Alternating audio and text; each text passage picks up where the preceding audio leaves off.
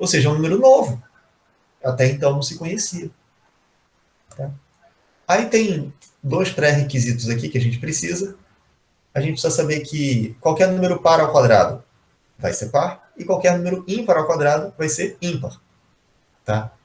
Isso aqui é um mini teorema que a gente também precisa provar antes, precisa saber antes, porque a gente vai usar isso aí. Né? Eu vou fazer de um deles, depois vocês fazem de outro. Tá? Vou fazer aqui do ímpar. Como que a gente prova isso aqui? Que qualquer número ímpar ao quadrado sempre vai dar ímpar. Bom, primeiro, o que é um número ímpar?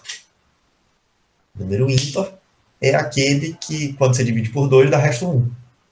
Ou seja, é um número que pode ser escrito dessa forma aqui.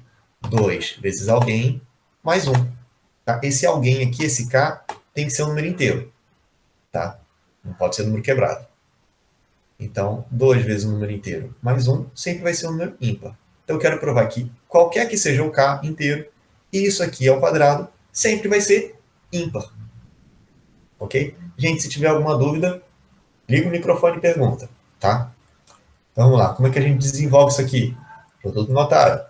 Quadrado do primeiro, mais 2 vezes o primeiro, vezes... Ai, ficou horrível. Quadrado do primeiro, mais... Então, tá aqui. Mais 2 vezes o primeiro vezes o segundo. Então, 2 vezes 2K vezes 1. 4K. Mais quadrado do segundo. 1 ao quadrado é 1. Ah, professor, não lembro disso. Se não lembra disso, pega esse 2K mais 1 ao quadrado e abre na multiplicação. Vai ficar, né, fulaninho ao quadrado é fulaninho vezes ele mesmo. Vai ficar 2K mais 1 vezes 2K mais 1. Faz a distributiva, as distributivas, e vai chegar nisso aqui. Tá. Isso aqui pode ser reescrito dessa forma aqui. Põe o 2 em evidência, tá? Fica 2 que multiplica isso aqui, fecha parênteses, mais 1. Tá? Repara que é o caminho inverso da distributiva, né? De uma distributiva possível. Né? Se eu fizer a distributiva aqui, 2 vezes isso, mais 2 vezes isso, e depois mais 1, eu volto para essa coisa aqui. Mas por que eu escrevi assim? Tá? Porque eu quero mostrar aqui que isso que está aqui é um número ímpar, com certeza. Por quê? Porque ele está escrito da forma 2 vezes alguém mais 1. Todo número ímpar pode ser escrito dessa forma. 2 vezes alguém mais 1. Esse alguém tem que ser um número inteiro. Se eu falei aqui que o K é um número inteiro, então K ao quadrado é inteiro e o dobro dele também. Tá? E a soma desses dois inteiros também é um número inteiro. Então aqui eu vou ter algum número inteiro. Tá? Então 2 vezes um outro, 2 vezes um inteiro mais 1. Portanto, esse resultado com certeza é um número ímpar. Ok? Aí, para quem quiser treinar, pode fazer com um par também. Para que um número, qualquer número par ao quadrado também vai ser par. É até mais fácil. Tá? Mas vamos lá. Como que a gente prova, então, que o raiz de 2 não é um número racional? A gente vai supor que é. E aí a gente vê que bicho vai dar se a gente seguir essa linha de raciocínio. Tá? Então vamos supor que o raiz de 2 seja um número racional. Tá? Ou seja, ele possa ser escrito como uma fração irredutível de inteiros. Tá? Então eu escrevi ele como uma fração de inteiros. E aí eu coloquei irredutível, que a gente sempre pode simplificar a fração. Tá? Qualquer fração que, se ela não tiver simplificada, a gente, né, vê qual fator em comum que eles têm e divide para ficar na forma irredutível. Ou seja, A e B são primos entre si. Não tem nenhum fator em comum. Tudo bem?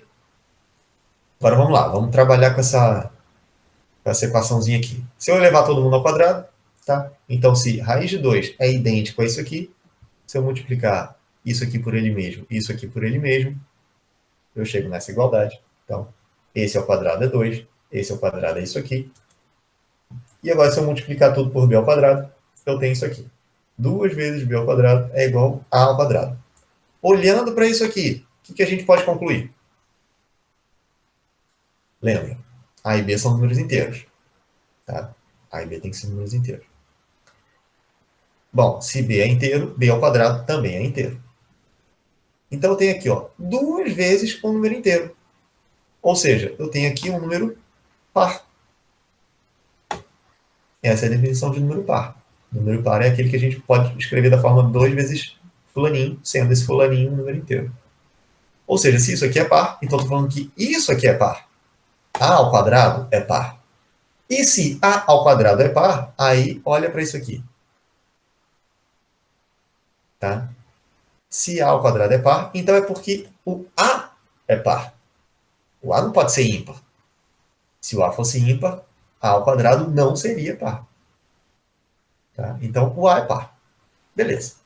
Se o A é par, ele pode ser escrito da forma 2 vezes alguém. Aí eu substituo aqui. Nessa mesma equação, troquei A por 2 vezes algum número inteiro. Lembra que esse K tem que ser um número inteiro. Tá? Beleza. Continuando isso aí. Eleva aqui ao quadrado. 4K2. Divide tudo por 2. E aí eu chego nisso aqui. B ao quadrado igual 2K ao quadrado. E aí, de novo, pelo mesmo raciocínio, se o K é um número inteiro, K ao quadrado é inteiro. Então, eu tenho 2 vezes um número inteiro. Ou seja, o B ao quadrado também é par. E se B ao quadrado é par, B é par. Pronto, já deu problema. Tá? Que problema? O problema é que eu vou partir dessa premissa aqui, que eu posso escrever ele como uma fração e, portanto, irredutível, tá? Que o A e B não tinham fatores em comum. São primos entre si. Mas, pô, se os dois são pares, se eu concluir, então, que os dois são pares, eles têm o fator 2 em comum. Tá? Então, a gente chegou a uma contradição. A gente partiu de que A e B tinham que ser primos entre si. Tá? Portanto, nunca vai ser possível a gente conseguir determinar A e B para a gente escrever esse raiz de 2 na forma de fração de inteiro. Logo, é impossível escrevermos raiz de 2 na forma racional.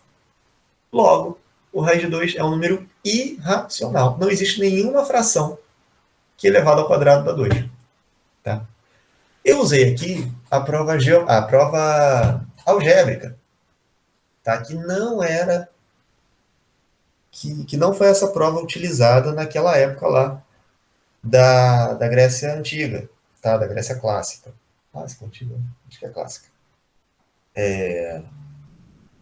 Só que eu estou usando aqui porque é mais fácil, tá? Mas tem a prova geométrica, né? Que é mais perto do que eles usaram, tá? E aí tem um link aí para quem quiser procurar, tá? Depois eu ponho aí no chat para vocês poderem copiar. Aqui eu estou usando muita coisa que não tinha naquela época, né? Estou usando aqui essa notação do raiz de 2, estou usando notação de fração, né? Então, é uma licença pedagógica aí para a gente poder entender as coisas. Mas quem quiser chegar um pouquinho mais perto do que era usado na época, aqui é a prova geométrica. Muito bem. Vou falar só mais desse assunto aí eu paro, porque esse é o central, tá? Então, por volta do ano 300 a.C., um definitivo divisor de águas no desenvolvimento da matemática. Foi o que estabeleceu definitivamente a matemática em uma estrutura lógico-dedutiva, que é o compêndio Os Elementos de Euclides. Tá? Então, aí tem um fragmento que ainda sobreviveu até hoje aí, uma cópia, né, na verdade, que é do ano 100 a.C., de um teorema do livro Os Elementos. Tá? Na verdade, esse trabalho, Os Elementos, não é um livro só, é um compêndio de 13 livros, tá? Que cobre toda a matemática conhecida na época, né? Geometria plana, geometria espacial, teoria dos números. Tá? Só que não mais de forma empírica, experimental. Agora é organizando tudo bonitinho. É uma coisa incrível, inacreditável compreender como que tanto foi feito por uma pessoa, por um grupo de pessoas, de forma tão caprichada. Aí sim, que esses livros organizam toda a matemática que era conhecida na época numa estrutura lógico-dedutiva. Tá? Deixa eu pegar um exemplinho aqui. Vou pegar o exemplo que está nesse fragmento aqui. Tá? Um teorema que está nesse fragmento, para eu mostrar para vocês a ideia e um pouquinho da dificuldade da coisa. Tá? Então, o teorema ali daquele pedacinho daquele fragmento é do segundo livro, do livro 2, proposição 5. Eu vou dar um minutinho para vocês lerem, e aí depois eu leio junto com vocês. Pronto. É uma leitura bem dificilzinha, né? Na verdade, a matemática que está aí nem é difícil, tá? Mas a leitura é difícil, e aí tem vários fatores, né? Acho que um muito relevante é que, assim, você não tinha muito espaço para escrever as coisas, você não podia ser muito explicadinho, você tinha que ser muito sintético. Escrever tudo muito resumido, porque papel era uma coisa muito difícil, papel era uma coisa muito rara, muito cara, e tinta também para escrever, e para fazer as cópias disso, tá? Se você fosse fazer um negócio mais prolixo, ia ser inviável, né? Então ficava tudo resumidinho aí, a gente tem que ter um trabalhinho para ler. Deixa eu ler junto com vocês aqui. Bom, primeiro, não vou começar. Essa é a figura pronta e acabada do início até o fim do teorema. Deixa eu pegar então, vou começar do começo, que é só isso aí. Então, vamos lá. Se uma linha reta for dividida em duas partes iguais, então está aqui, a linha reta AB, dividida aqui no ponto C em duas partes iguais.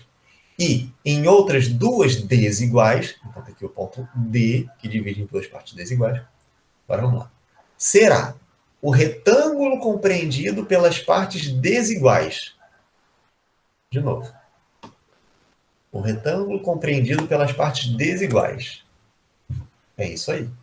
As partes desiguais são AD e DB. Então, se eu tenho um retângulo, né, formado por essas partes desiguais, juntamente com o quadrado da parte entre as duas seções. A parte entre as duas seções. Eu fiz uma primeira seção aqui, um primeiro corte aqui, um outro segundo corte aqui.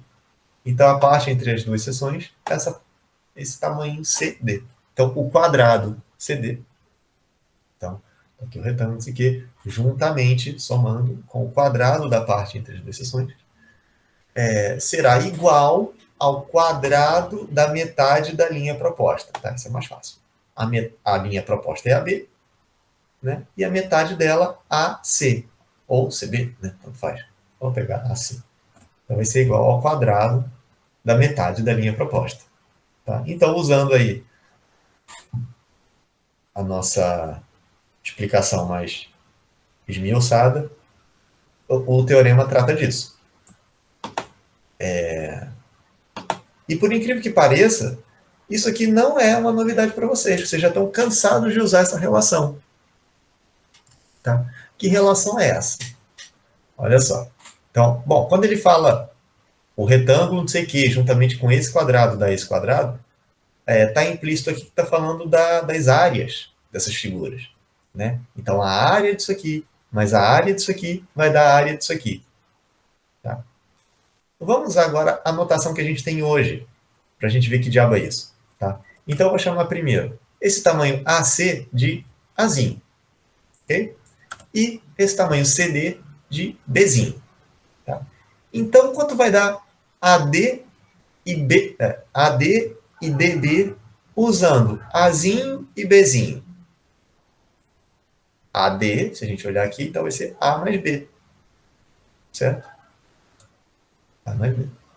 E aí, para eu saber a área do retângulo, vai ser esse lado vezes esse outro lado, vezes dB. Então, quanto vai ser a medida disso aqui? Aí você fala, professor, não tem. Não tem, mas dá para saber. Tá? Lembrando que CB é a metade do todo, então CB também é igual a Azinho. E se aqui eu tenho Bzinho, então o que sobrou aqui é Azinho menos Bzinho. Então pronto. Aqui Azinho mais Bzinho, vezes Azinho menos Bzinho. Pronto. Agora o resto é mais fácil. Mais CD, a área do quadrado CD. CD está aqui, já está explícito, vai ser o Bzinho. Então, mais B ao quadrado é igual à área do quadrado AC. Então, AC igual a Azinho, então igual a Azinho ao quadrado. Tá? Isso aqui é um produto notável, tá? Que vocês já devem ter visto lá no 8º ano. Só que vocês não costumam ver dessa forma. Se a gente pegar essa equação toda aqui e subtrair B ao quadrado, né? Então vai aparecer aqui, vai sumir esse camarada aqui e vai aparecer aqui menos B ao quadrado. Então está aqui. A mais B vezes A menos B é igual ao quadrado do primeiro menos o quadrado do segundo. Tá? Então, o que eu queria frisar aqui não é nem a prova do teorema, mas é a linguagem utilizada, a abordagem utilizada, porque para provar o teorema ele não usa essa notação aqui, ele não calcula a área das coisas, tá? E mostrar o poder disso aqui, o poder de síntese da notação algébrica, tá? Que não existia naquela época. A notação algébrica, meus caros amigos, só foi pintar lá para o século XVI, XVII, depois de Cristo, obviamente, tá? Que é até um pouco fora dessa parte que a gente vai tratar aqui, que eu ia tratar até o século XV. Já vou parar agora depois disso, mas né, ainda teria mais coisa. Então, isso aqui também merece um outro capítulo à parte, né? Entender aqui a importância que essa notação algébrica teve para permitir que a gente pudesse fazer mais matemática. Tá? Bom, a prova desse teorema, até vou mostrar aqui rapidamente, tá? Nem é difícil, nem é grande isso aqui, são só essas uma dúzia de linhas aí, é que eu coloquei tudo esmiuçado. Não é assim como está no livro original, tá? Eu que fui, né, eu querendo estudar esse livro, que fui esmiuçando aí para o meu estudo pessoal, tá? Bom, quem quiser depois fuçar, quando tiver o vídeo gravado, pausa o vídeo e vê aí, tá? E aí, mas vamos tocar aqui o barco. Então, para fechar essa parte desse período histórico aí, além desses já citados Pitágoras, Eudóxio, Aristóteles e Euclides, também destacam-se outros matemáticos gregos, helenísticos dessa época. O Arquimedes, né, também famoso. Eu estou colocando aqui meio que na ordem cronológica, né? O Euclides veio no ano 300 a.C., depois o Arquimedes, depois Eratóstenes, que eu já comentei quando eu falei da astronomia. O Apolônio e Menelau. Né? Menelau é o único aqui que já é da era cristã. Tá? Quando já estava decaindo a ciência, a matemática e a ciência, né? Desse lugar, né? Ou do Ocidente em geral.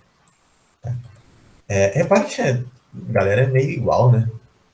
Quando eu ia procurando as fotos para colocar, quer dizer, foto, né? Quando eu ia procurando os retratos aqui para colocar parece que é todo mundo meio irmão, primo aí. Aí pronto. Então, deixa eu só fechar com esse pequeno resumo aqui, tá?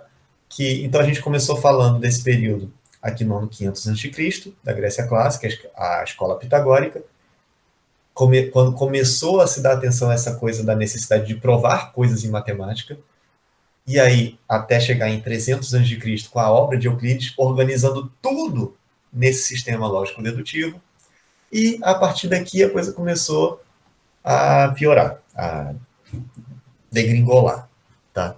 Quando a Grécia foi tomada pelos romanos.